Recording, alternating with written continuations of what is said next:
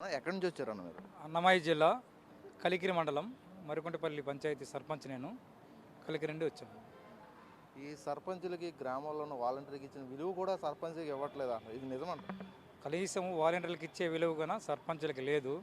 గతంలో అయితే సర్పంచులకు ప్రథమ పౌరుడని అన్ని అధికారాలు గౌరవం ఉండేది.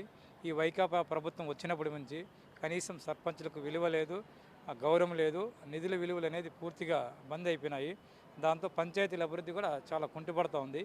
ఇప్పుడు కనీసం పంచాయతీ ఆమోదం లేకుండా, పంచాయతీ అధిక సంతకాలు లేకుండా కానీ నిధులు దారి మళ్ళుతున్నాయి. ఇంకా మళ్ళీ సర్పంచులకు నిధులు విధులు కావాలంటే రాబోయే రోజుల్లో టీడీపీ గవర్నమెంట్ వస్తే తప్ప పంచాయతీ అభివృద్ధి చెందదని చెప్పేసి సర్పంచులందరూ కూడా నమ్మటం జరుగుతోంది.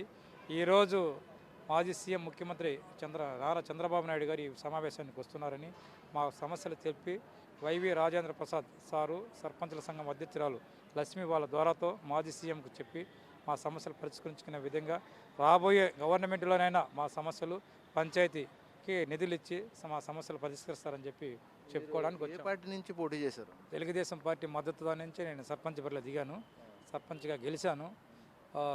మేమే కాదు, తెలుగుదేశం సర్పంచులే కాదు, 80% వైసీపీ సర్పంచులు కూడా మాలాగానే ఇబ్బందులు పడుతున్నారు నిధులు విధులు లేక. ఇప్పుడు గ్రామాల్లో సర్పంచ్ వల్లే కొన్ని పనులు అవుతాయి అంటున్నారు. ఇప్పుడు అటువంటి గ్రామాల్లో సర్పంచులే పనులు చేయలేకపోతే ఇంక ప్రజలకి ఏమాత్రం పనులు జరుగుతాయి? పనులు అసలు ఏం జరగటం లేదు, నిధులు లేవు. కనీసం అప్పులు చేసి లక్షలాది రూపాయలు చేసి అప్పులు చేసి గ్రామాన్ని అభివృద్ధి చేస్తున్నాము. ఆ నిధులు కూడా మాకు రావటం లేదు. ఇంకా ప్రజలకు హామీ ఇచ్చాం కాబట్టి వాళ్ళ హామీలు తీర్చేదానికి సొంత నిధులు పెట్టి ముందుకెళ్తున్నాము. చాలా ఇబ్బందికరంగా ఉంది. అయినా కానీ ఈ జగన్మోహన్ రెడ్డి అసలు సర్పంచ్ వ్యవస్థలు పట్టించుకోవటం లేదు.